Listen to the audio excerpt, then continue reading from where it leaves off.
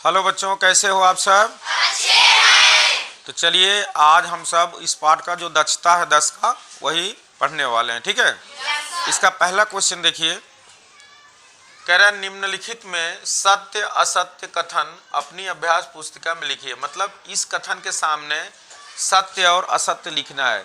क्या ये कथन सत्य है? सत्य है तो आप आगे सही का निशान भी लगा सकते हो, सत्य लिख सकते हो। अगर कथन असत्य समझ में आ रहा है तो उसको काट सकते हो, असत्य लिख सकते हो।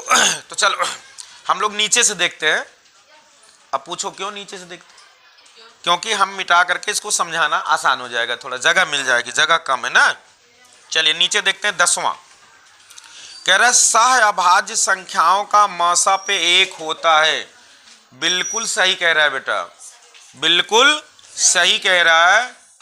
इसलिए कि जो सह अभाज्य संख्याएं होती हैं उनका मसा पे एक होता ही है, ठीक है। जैसे मान लो 5 और 7 ये दोनों सह अभाज्य संख्या है, ठीक है। और जब इसका मसा पे निकालोगे तो देखो 1 गुणे 5 ये हो गया और 1 गुणे 7 हो गया, तो एक ही मिलेगा केवल। इसमें क्या मिलेगा?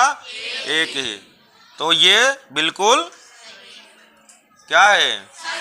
सही है। 9वां देखिए, किन्हीं संख्याओं का लसा उनके मसा का अपवर्त नहीं होता है। बिल्कुल गलत, बिल्कुल गलत। अपवर्त होता है, चूंकि जो संख्याएं, जिन संख्याओं का आप लसा पे निकालोगे और उन्हीं संख्याओं का जब आप मसा पे निकालोगे तो दोनों एक क्या होगा?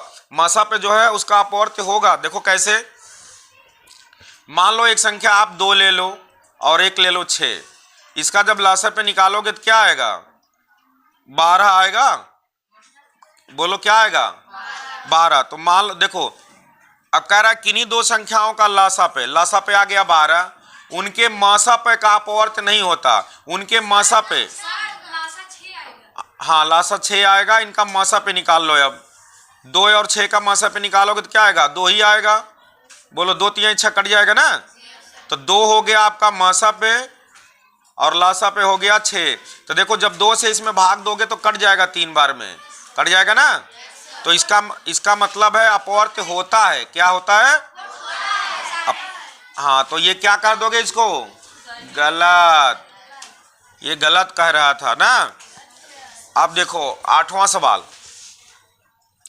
दी गई संख्याओं का लसा पे उनमें से बड़ी संख्या से छोटा नहीं हो सकता।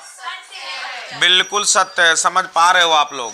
देखो जैसे कि मान लो कोई संख्या दी गई है 32, 48, 60, 180।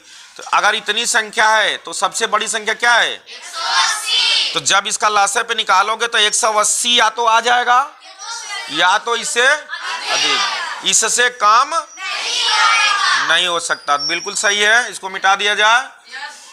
चलिए आइए 7वां, एक संख्या 12 से विभाज्य है तो वह 3 से भी विभाज्य होगी। बिल्कुल सही। अगर 12 से विभाज्य है तो 3 से भी होगी। बोलो कैसे होगी? क्योंकि उसका 3 का अपवर्त है वो भी ना।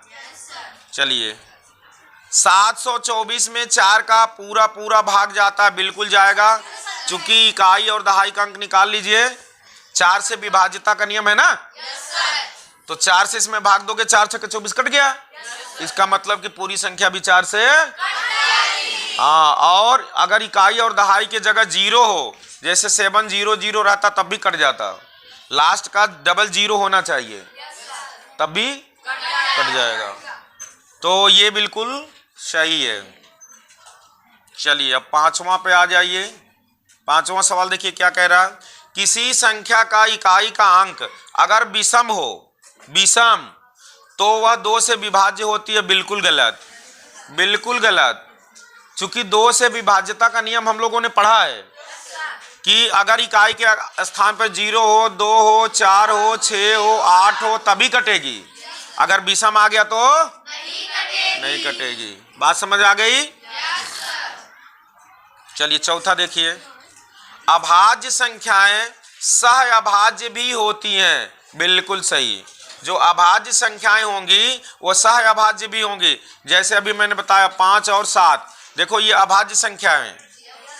अभाज्य संख्या किसे कहते हैं? पढ़ाए थे ना हमने। जिनका जो गुणनखंड जो अपवर्त है वो केवल जो संख्या 1 से कटे और स्वयं से कटे, इसके अलावा और किसी से न कटे। तो देखो 5 भी वही हाल है, 7 भी वही हाल है। तो दोनों ये पहले तो अभाज्य हैं और फिर ये सह अभाज्य भी हैं, चूंकि इनका जब मासा पे निकालोगे तो हमेशा 1 आएगा। चलिए तीसरा देखिए, एक भाज्य तथा दूसरा अभाज्य संख्या आपस में सह अभाज्य हो सकती, बिल्कुल सही है। अगर एक भाज्य हो और दूसरा अभाज्य हो तो आपस में सह अभाज्य हो जाएंगी। जैसे 5 और 8 मैंने बताया था ना अभी, 5 और 8। तो 5 देखो, 5 जो है क्या है, अभाज्य है और 8 भाज्य है। लेकिन जब इसको आप निकालोगे तो 1 गुणे 5 हो जाएगा और 8 का निकालोगे तो 1 गुणे 2 गुणे 2 गुणे 2 हो जाएगा। 2 दूना 4, 4 दूना 8। अब देखो इसमें 1 ही मिल रहा है, यानी केवल एक गुणनखंड, दोनों में सारों गुणनखंड केवल 1 मिल रहा है। इसका मतलब कि ये आपस में सह अभाज्य संख्या है जी। कौन कह रहा है नहीं है? आर्यन यही सीख रहे हो। चलिए आगे देखिए दूसरा, यदि कोई संख्या किन्हीं दो संख्याओं से अलग अलग पूर्णतः विभाज्य हो। देखो कोई एक संख्या ले लो, जैसे एक संख्या मैंने ले लिया 12, ये संख्या मान लो 2 से भी कट रही है और 4 से भी कट रही है ना। फिर कह रहा है कि वह उनके गुणनफल, यानी इनको गुणा कर दो, 4 दूना के 8, गुणनफल से भी सदैव पूर्णतः विभाज्य होगी। 4 दूना के 8 से कटेगी ये 12 कटेगा? बोलो। इसका मतलब बिल्कुल गलत कह रहा है, सही कह नहीं रहा है ये, ठीक है। चलिए